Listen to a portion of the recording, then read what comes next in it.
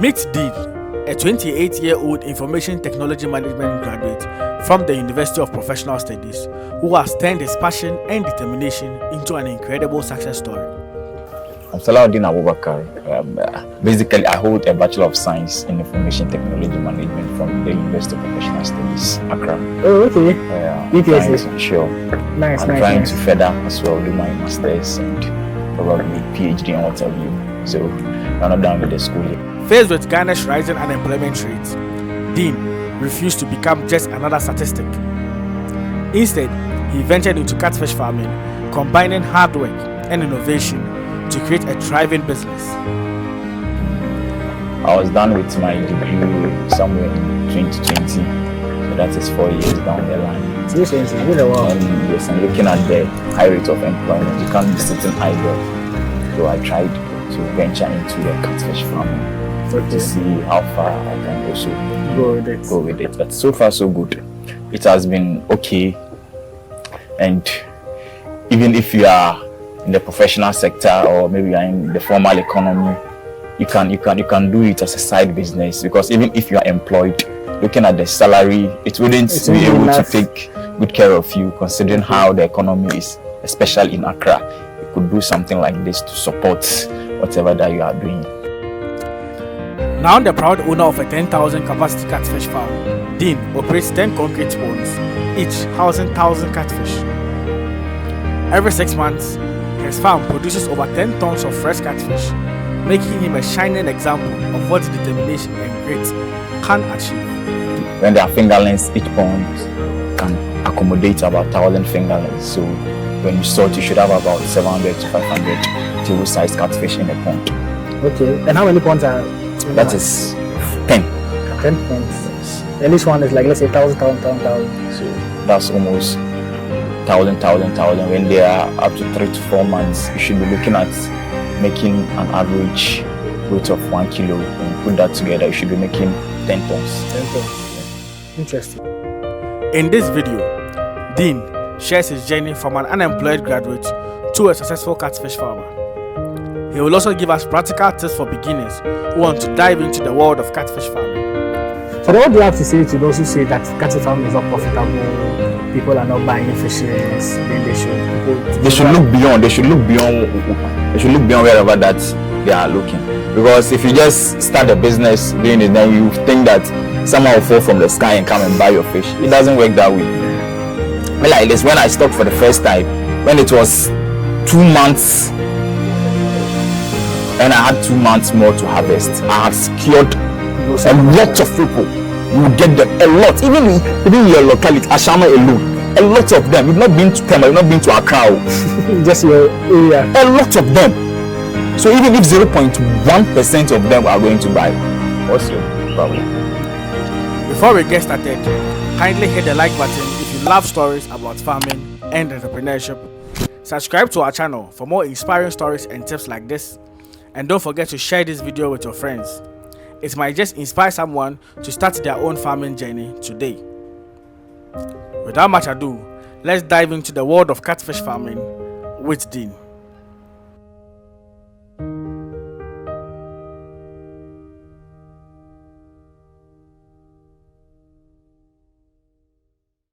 So somewhere last week, when I came here, I spoke with your brother. Okay. I think you were told you're planning to get married. Oh, that's okay. I fully said it. And congratulations to Thank you. Yes.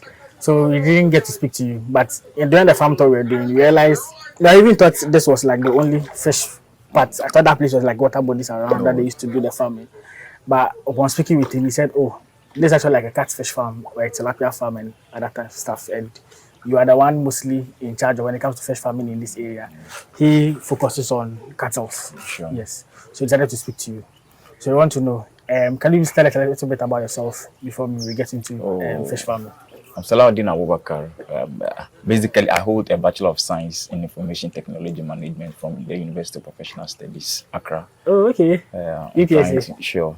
Nice. I'm trying to further as well, do my master's and probably PhD and what have you. So I'm not done with the schooling. I was done with my degree somewhere in 2020, so So that is 4 years down the line. Seriously, really well. And yes, and looking at the high rate of employment, you can't be sitting idle. So I tried to venture into the catfish farming to Okay, see how far I can also go with it. go with it. But so far so good. It has been okay. And even if you are in the professional sector or maybe you are in the formal economy, you can do it as a side business, because even if you are employed, looking at the salary, it wouldn't It be won't be able enough. to take good care of you, considering how the economy is, especially in Accra. You could do something like this to support whatever that you are doing, Nice, nice, and nice, it will be nice. good for you. So Okay. basically, that is Salaudin at work. Nice, nice, nice. Honestly, you've talking about school, talking about masters, trying to do masters and all of that. But I want to know which high school did you go to? Oh, I went to Okofano Senior High School in the Okofano Ashanti Ashanti region, region. Okay. specifically Wiamwase. And what course did you do? I'm a general science student. Okay, so that's what informed the course you did in the university. Yes, Or? information technology management. Sure, sure, sure. And after school, did you use it? How was it? Oh, after school, I've tried to work with. I did my national service at the Driver and Vehicle Licensing Authority, DVLA. DVLA, term a year. Okay. After that, I've also tried some courses online. That is digital marketing. So I've done a couple of stuff on my own for people. Okay, okay, okay. I always like to be self-employed. Yeah, it's good. It's good to always have something like on the side, at least. As you said, but obviously salary. If you're focusing on salary, it will not be enough. Side hustles are like the big things now. Sure. So at least you have to do. Okay, but like your blood brother is Osman. We are a bit related, A bit not related. specifically my Okay, sure, grandfather. sure, sure. So when I spoke to him, when we came here, he was like, "Oh, mostly here it used to be a poultry farm, and it was poultry like I think fish farm, and it was converted later. The poultry farm business went down, and he does cattle and there's catfish as well and other stuff here. If you can let us know how did it begin, because is it that when you inherited it from your dad or from who, or you guys began it from the scratch? So how as was the I business? stated earlier during my introduction, I told you that right after school, I didn't want to be idle. I tried to, get my hands on something. Okay. So I tried to venture into the catfish Oh, okay. farming. Is it mainly catfish or there's tilapia too? No, it's mainly catfish. Mainly catfish. Yes. Okay. But there are other ponds that they do tilapia, but I don't do tilapia, I do catfish. So you are mainly in charge of these ones? Yes, sure. Oh, okay. How Each many? pond contains when there are fingerlings, each pond can accommodate about 1,000 fingerlings. So when you sort, you should have about 700 to 500 table-sized catfish in a pond. Okay. And how many ponds are? That is 10. 10 ponds. Yes. And each one is like, let's say 1,000. So that's almost 1,000. When they are up to 3 to 4 months, you should be looking at making an average weight of 1 kilo. When you put that together, you should be making 1 ton. Sorry, that's 10 tons. 10 tons. Yeah. Interesting. Like it's not all the ponds that are filled at the moment. That's I feel at the moment, sure. Okay. Sure. So this video, we want to look at catfish farming. If someone is watching us, as you said, if you are doing your normal 9 to 5, you would at least have to have like a side hustle as well to do. So if someone is watching us and wants to go into the business of catfish farming, what are they supposed to know about? What are they supposed to understand when it comes to the business? Sure. As a beginner. So one thing I always tell people is, with business, I don't see money to be the first ingredient that you should look Okay. up to. You should get the knowledge first. And get the knowledge, it will inform whatever decision that you have to take next. So with the space, the reason catfish farming is a bit safer than tilapia is they are a bit more resilient than The tilapia. yeah. So if backyard, if you are home, if you have maybe a space that you can manage with, you can place a tapoli pond or this tanks there. Yeah, the white ones. Yeah, the white ones. You can start with that one. Okay. So and with that, I'm not sure you need too much to start with. You don't need, even if you have too much, you shouldn't pump in too much, because in business you learn on the job. Yeah. So the more you do, the more you learn. The more you gain experience. And because you are now starting it, you shouldn't put yourself in a corner that at the end of the day, when you put in so much money and it doesn't work, you see you fall back. I get it. Yeah. So you should make it in a way that you are trying it. I get it. Because you have to. So for instance, you can start with something like maybe 1,000 fingerlings. Okay. You are starting. just you shouldn't be too much fixated on the profit that you have to make. I get me, and that shouldn't be your main drive. I get me. So when you get maybe your tarpaulin pond, depends on the size that you want. You can get some that ranges to about 2,500 to 3,000. You can get maybe two of that. Two, because you have to do sorting. When you don't do sorting, these animals, they are very carnivorous. I get it. So you have to get 2 ponds. So maybe averagely 2,500. You get two. We are making about 5K. That is if you have a space that you can place it. If you don't have a space that you have to go and rent for a space or something, that one comes at a different cost. So that one, it depends on how you make your search and how you would arrive. Okay. So when you get the pond, so meaning that is about 5K for the pond. For the two. Yes, for the two, because you have to do sorting. But what size would you think you'd get? Oh, we have 10 by 10. We have 10 by 15. 10 by 15 is big enough. Okay. I get in it. Very good. So when you get two, averagely about 5,000 Ghana cedis. For one or like for the two? For the two. Okay. Because I know I've been seeing online prices of tarpaulin ponds and they cost more than that. Yes, I'm talking. We have some which is the white tanks. Okay. I get me. So it depends on the one that you want to go in for. And those ones that I'm talking about, some of them are very big. Recently, I guess ordered one is coming. Okay. I'm bringing it to. Yes, that one is 10 by 15. I bought it about 4,200 Ghana cedis. I get it. Yes, right. Yes, okay. Because I want to put in more. I want to put in about 2,000. I get in it. So this one we are making. Yes. So this one we are making. We are just limiting ourselves to 1,000 because we are starting. We shouldn't rush into the business. Sure. I get it. So when you get the 2 ponds about 5,000, then you have to disinfect the pond. Okay. When they come fresh. Yes, you have to disinfect the pond. It's very, very, very necessary. Else, when you introduce the catfish or the fingerlings in, they might die. Okay. So when you disinfect the pond, how do you use to disinfect it? Oh, there are other drugs that you have to get to disinfect the pond. Okay. Yeah. So when you disinfect it, then for some time you make sure that another key thing is reliable water.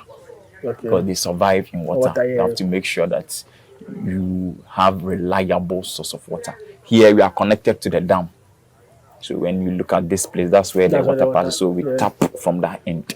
So if you have pipe at home, you can use it. But the pipe water that we use, the one from the Ghana Water Company, because of high content of chlorine, when you introduce it into it fresh, it might bring a problem. Okay. Since you have... I've done some videos on Catfish, so I know what you're talking about. So you have to store it for some 48 hours so that you would introduce it into the pond.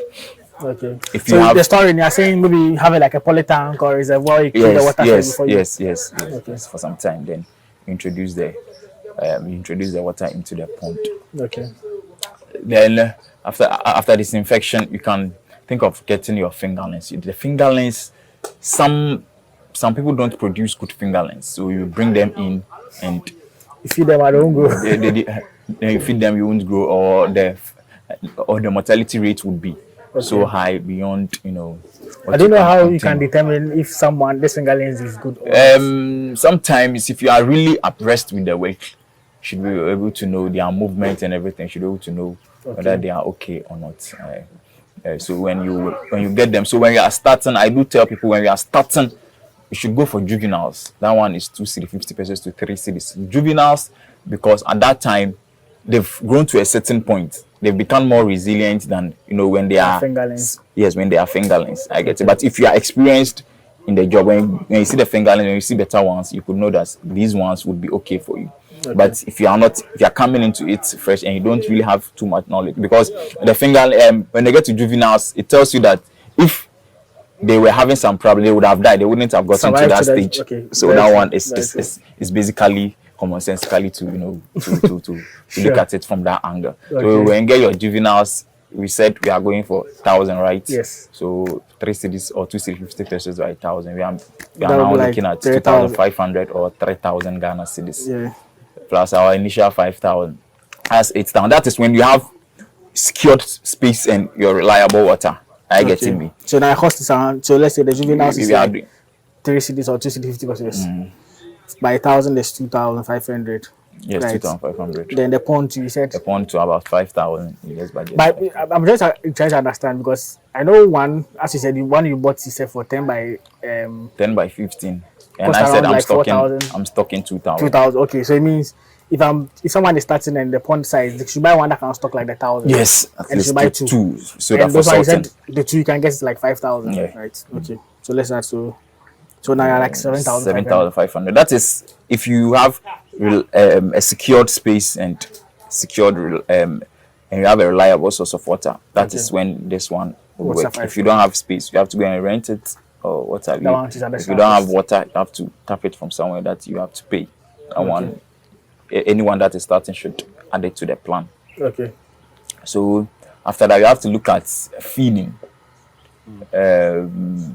Feeding. You see, when you are starting the business, you should ensure that you should establish your market in a sense that you should know those that I'm selling to. Because these fishes, if you make up your mind that I'm selling it 4 months and you budget 4 month feeding and it exceeds 4 months and you don't get Someone to the money, you don't get someone to buy, you don't get the money to buy the fishes, you start starving them. And we starve them for 4 days. So we starve them for a day, they take 4 days to recover. Yes. Okay. So if they go hungry for like a day, it means 4 days 4 days to recover. So imagine you starve them for 2 days. It balloons. It's mind blowing. Oh, okay. So I do tell people to establish your market. 1 month, 2 months, know who you are selling for. We have some people, the smokers. If you've made up your mind that you are selling to smokers, you should consider seeing them. You are okay that they would buy. So 3 to 4 months of fishes should be out. You've sold them. Yeah. The other aspect is if you are selling it to the those catch and grill people. Yeah. Point We and call kill. them point and grill people. Those people too, they go in for the bigger ones, above 1 kg. 1 kg. So that one too, you should get the table size ones, the big enough ones. That one you should ensure that 6 to 8 months they should all go. You've sold all of them. So if you are selling to the smokers 4 months thereabouts. 3 to 4 months you should be able to sell. Okay. I get it. And that one you can use about basically 30 bags of feed, to be okay for the from 1,000. Juveniles to Yes, to the 4 months. Yes, you can use about 30. About 30. No, 30 bags. Yes, 30 bags. If you Okay. are doing 6 now, you should be doing about 55 to 60 bags. I get it. So you should establish your market before you venture into the business. I get it. Yeah. You shouldn't just start the business on an ignorant perspective regarding the market, because when it gets to the time, a lot of people, I receive those concerns a lot. The market. People say people don't take catfish. Selling it is difficult. It's not true. Okay. Yeah, because I know people who say, and at the pond, they have fishes in the ponds, no one is buying. He won't advise people to go into catfish farming because there is no market and all of that. Establish the market. Okay. How much can you buy? How much are you giving me? I look at it. How much did I invest in? This is how much I'll make. You are good to go. But I think established market. If I've seen the fishes. I always see videos of catfish farming. I really want to do it. How do I get my market? Very good. Before That's why I told you that we have households who take catfish. Okay. We have people who focus solely on Nigerian dishes. They buy catfish a lot. Go to them, get them. Don't limit yourself. I get in it. Yeah. You see the point and grill people, and as I said, the brokers too. You can add them, to your list. That is, if you can't make too much search, you can sell to them so that they also go and sell it. Okay. So when you are selling to the smokers, you should know that by 3 to 4 months, your catfish should go. Okay. And if you are selling to the point and grill, 6 to 8 months, make sure you've sold all of them. Okay. That is it. Yeah. So to the those who do the smoking, normally how much do they buy it for? So those who do the smoking, from 18 cedis to 22 cedis a kilo. Oh, okay. Yes, but those who do the point and grill and the household, those people can buy 35 cedi to even 45 cedis. Yes, and sometimes you have to those that are really into the business, they have time. It's not every time that they sell their fishes, so they know when to sell it. Yes, because they know when to get a good price. It's very key. Okay. So all it's about, learning. But what time do you say that there is more demand? What's the best These catfish, sometimes they do get some from the rivers. Yeah. I get in it. Yeah. They do get some from the rivers. So at a point that there is a problem in the river or they don't get enough fishes, there will be scarcity in the market. Okay. That one you can that one you can sell a kilo of fish for 45 Ghana cedis. People will buy. Oh, okay. It's business. Learn. Demand and supply. It's business, so you have to learn it. Okay. As I said earlier. So that is how it is. So let's do this. Let us what did we state? So now 7,500. So now the feed. Let us assume we are selling it, to households, restaurants, and also the point and grill. So meaning 6 months, our fishes should be available for harvest. Okay. So we should be buying that is 55 bags of feed. So let's average a bag of feed should be around 350 cedis, because what happens is we have 2 mm. It even comes below that, but those ones are mostly for the fingerlings, or if you are doing the hatchery, that's when you need the 0.5 mm one. But if you are bringing them as juveniles, as we suggested, that we should consider buying the juveniles if you are getting into the business for the first time. So the juveniles, we should look at buying 2 mm. So 2 mm, 4 mm, 6 mm, and these fishes, what they do is the higher the weight, the lesser the price. Oh, okay, that's how it is. Yes, for the feed. Yes. So if you are buying 2 mm at maybe we have different brands. I get in it. We have coupons, we have Ranam, we have Kudis. It depends on the brand. We have the foreign feed, and we have Enampa. A lot. I won't even advertise for them. So we have a variety of them. We have the foreign ones and the local ones. But the foreign ones, the protein content and all that is a bit higher. So when you are starting with the juveniles, you make sure you give them the foreign ones. The foreign ones. When they are 1 month and above, you can consider using the local ones. Okay. So striking everything, because there are some that you buy it below 300 cedis. Some will be 250. Yes, exactly, 220 and what have you. But in order for us to get it fair and squarely enough, let us average a bag to be 350, because the smaller ones, some cost about 400 cedis plus. Yes, the foreign ones. Okay. I get in it. As I told you earlier, the lesser the weight, I get in it, the higher the price. So 350 cedis. We did when you by 60 bucks. When you did it, you so 350 by 55. By 55 bucks. 55 bucks. Okay. So 19,200 and add it plus the 7,500. I repeat, that is if you have a secured space and reliable source of water. Because the source of water too, if you are wherever that you are getting it, you have to pay. Yeah. Getting it. If it's Ghana water you are depending on, you have to pay. You have to pay, but those ones I consider it is something that you already do. It's recurring. Okay. So maybe to just balloon your normal expenses a bit, because you are using the much consumption water. will be more. Exactly. So. Okay. So at least this is not part of water and everything. Suppose you have your land, your space already, and the water and everything. So 26,750. So let's consider, miscellaneous, because this we are taking it. We are not adding labor because you are doing it yourself. Because 1,000, you should be able to take care of it, because you think of adding another person, to help you run the business. Okay. Hey, have you added fingerlings? Yes. The 7,500 we are having. So that was the fingerlings and the pond. And the pond. Yeah. So we have about. So this now 26,750. So miscellaneous of how much? Maybe 60 cedis. So let's do about 2,000. 2,000 cedis. Or let's square it to be 30,000. Okay, everything 30,000. 30,000. So this is it. Okay. So but this, that your next stocking you wouldn't need the pond again. I get in it. So that's 30,000. So now, if averagely you are selling your fish, so you have 30,000, right? So average you are selling your fish 35 cedis a kilo. Okay. Then you have how many? So worst case scenario, you are selling 35 cedis a kilo. Because so 6 months. So 6 months, each feed should be able to weigh more than 1 kg.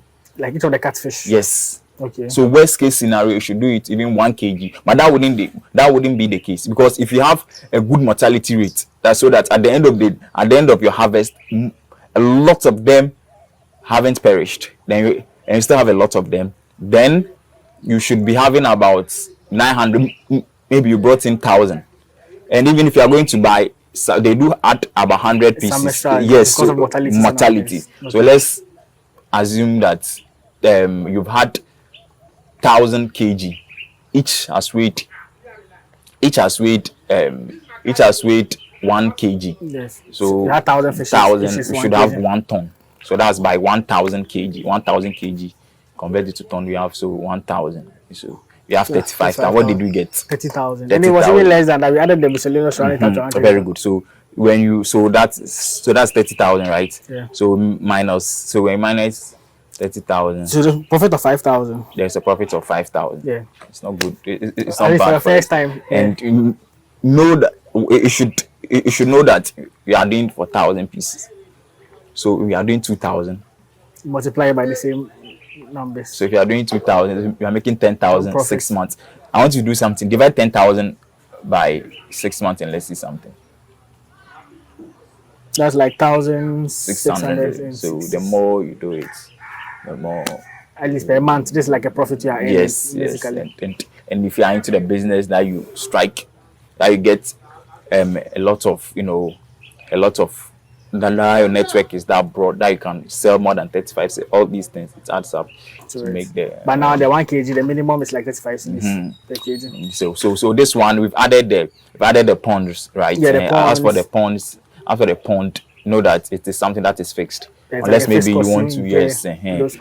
So your profit should be way beyond this. You should be making 2,000 to 3,000 cedis a profit a month. If you are doing about 2,000 or 3,000 fingerlings, if you are growing them, Sure. So when you look at it in the job market, how many places that you work that you earning that amount of money. Yeah, even this and one's a side hustle. And this is a side hustle one. And even this, if you are into it full time, you can make even 5,000 or 10,000 cedis a profit. Yeah, because you can take a larger numbers and take good care of them. I getting it. You can do it in large scale and manage it well so that they grow it. And this one you determine. The more the business grows, the more your profit.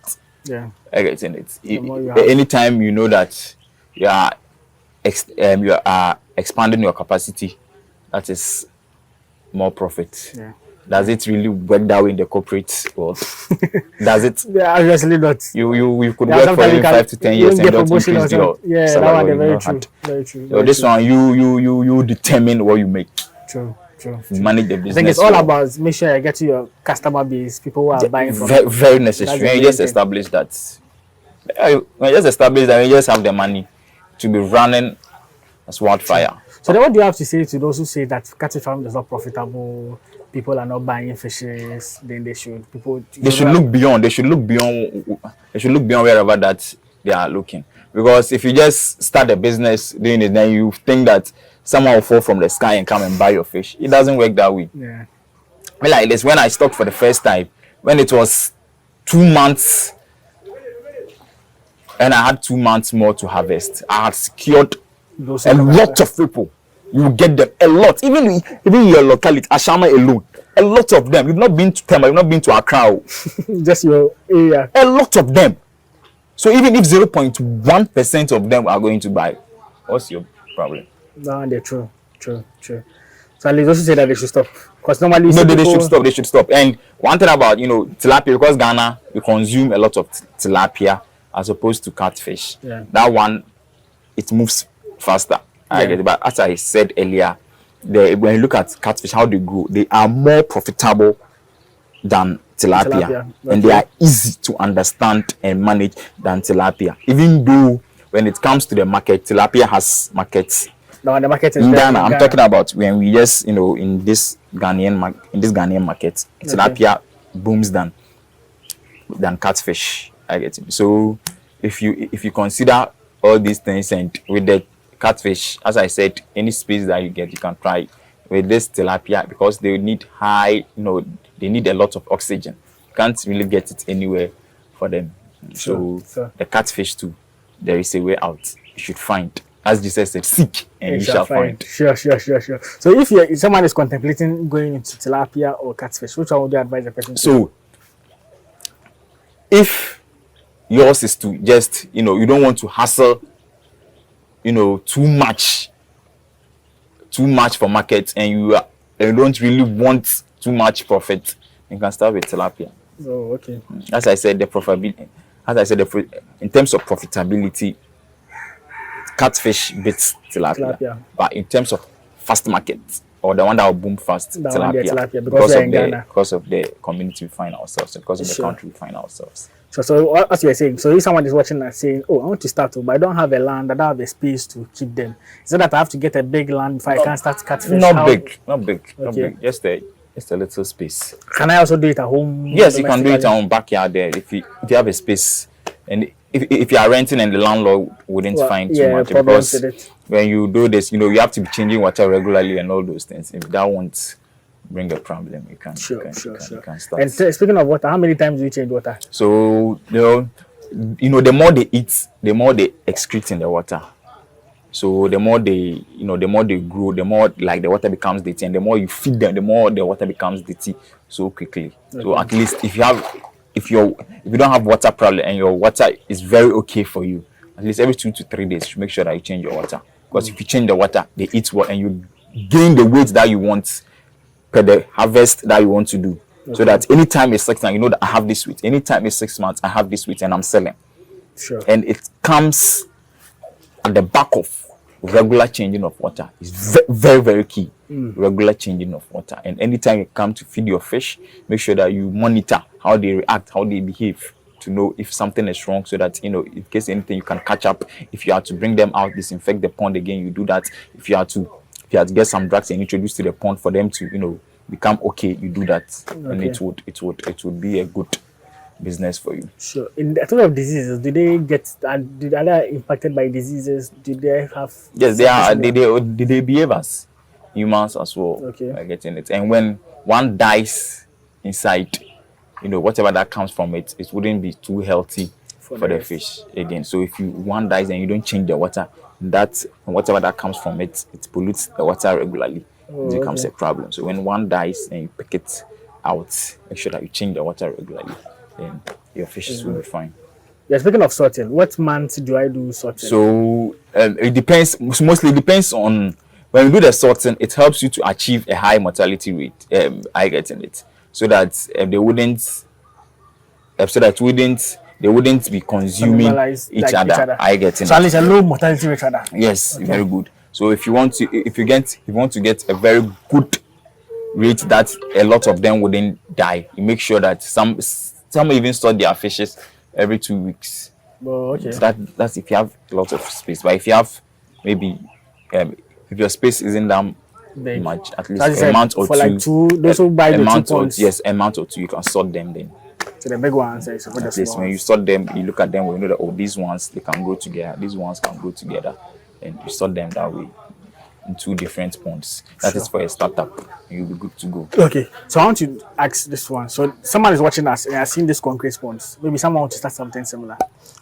In the first place, why did you go with the concrete ponds and not with the dagger, the one that's like the other big ponds there? Yes. And also, why did you go with the tarpaulin ponds? Yes, it depends on the space I have. I get in it. Looking at how this space is laid out, doing the earthen pond wouldn't help me that much. Oh, okay. So you had this space and decided to go by. Very good. And mine too. I want to be changing the water regularly. I get in it. I suppose when there's the earthen pond, it's changing water there and all those things. It becomes problematic. Even though the earthen ponds too, they survive so well in it. But that one, if you want to large capacity, this pond, there is a pond there. It takes about 20,000. I get in it. But this one, I want to just try about 1,000. So it's good to start this way. I get in it. But with the earthen pond, the advantage is you wouldn't hassle too much to change water. Another thing is they grow so well The 10 pond. in that pond, and that one it can take a larger capacity. Okay. So we are starting some and the person has resources. If the person has resources can go in for the earthen pond. That would be the best. Perfect, Okay. perfect. Okay. So that's if you are starting large scale. But I advise that if you are starting the business, can't don't go into enter that. too much into it. The more you learn, the more you increase your capacity. Sure. Looking at the ponds, what is the dimensions so we know, like for them? This is 10 by 15. 10 by 50. Oh, okay. So just like some of the tarpaulin ponds. Yeah, it's 10 by 10, 15, 10. That's Okay. why it's quite huge. That's why it can accommodate 1,000 juveniles. And they will be inside. So you do the sorting So when you do sort, you can live somewhere 500 to 700 inside. inside. Okay. And like the water system too. Can you take us through? how There, it- so the water we've connected. There is a path here. That's the water from the dam, right? flows. Yes, Yeah, I from think the, he showed us. yes, from there. So we've connected this way. I get in it. So if you want to change water, have you seen this? So this is the outlet here. Okay. You can, let's go there so I can. So this is the outlet. This thing that you are seeing. To get something to.